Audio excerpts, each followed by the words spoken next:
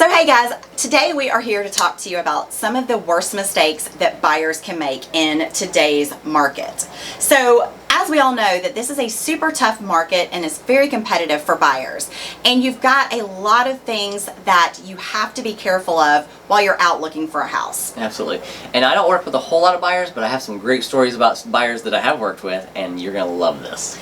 Yes. So the first thing that you need to do before you get started doing anything else is you need to find the right agent for you. Now, most people don't understand that when you hire a buyer's agent, that is a free service to you. So there's absolutely no reason why you shouldn't go ahead and hire a buyer specialist, because the commission has already been negotiated before the house ever goes onto the market. So why not take advantage of a free service? Absolutely. And the thing is about that free service is you want to be represented. You want somebody to represent your best interests, not the seller side.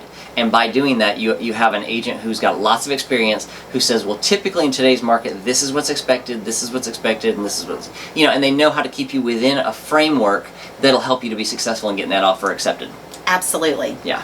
So, and the next thing, once you've met with an agent and that you've hired, they're going to refer you over to a lender. So they're going to use typically somebody that is a local lender that knows the market for this area, and somebody that's also trusted tremendously by other agents in our marketplace. That is such a huge thing, because if you are in a multiple offer situation, the listing agent is going to want to know that they are working with a capable real estate agent on the other side and lender to get the deal closed. Yeah, if you got certain lenders that are notorious for can't get it done or didn't really pre-approve the way they're supposed to pre-approve, people in this industry, we all know those names. Yes. And we don't take those offers from those agents, and that can really come back and bite you if you've made an offer, especially if you're in a multiple offer situation and agent A has a really reputable lender and you've got somebody who you just found because they gave you the best rate.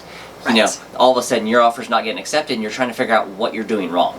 Right. And in the long run, it's usually not the best rate anyway, because they're putting in some money on the backside. So you're paying for it either way. Yep.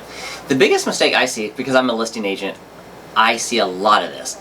Do not call the listing agent on the sign. Do you know why is that? I kind of just gave a clue on that. Because I represent the seller. That's right. I can't represent you as a buyer. Absolutely. So you don't want to call the listing agent, because they are going to do everything in their power to get their seller the best deal possible. They're not looking out for your best interest. So they are not going to tell you some of the things that you need to know about what some of the common practices are for making an offer. Well, and it's not to be mean, and it's not deceptive, right? Right. The reality of the situation is if a buyer calls me and says, I see you have your house listed for $200,000, I would like to see if they'll take $190,000.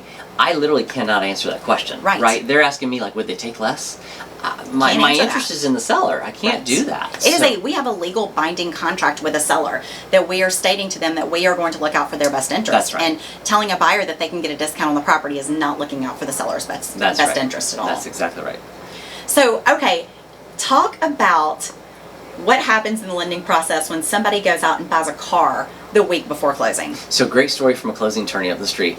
Literally, we're sitting there closing. He goes, so let me tell you about this guy that came in last week. He drives up and they're like, oh my gosh, did you see that new truck pull up? He goes, yeah, I just picked it up on the way to the closing. Closing died. He did not get the house. You cannot open new credit during the time of your loan escrow. That is absolutely right. And one of the things that people don't understand is it has nothing to do with if your monthly payment is going down. Right. You may have had a different car and you got something that was a little bit cheaper and your monthly payment was going to go down. It has nothing to do with that. You started over and you've now got a larger debt to income ratio and your credit has been pulled, so it's going to drop your credit score. Right. So it makes a huge deal. So do not go and put anything on your credit cards.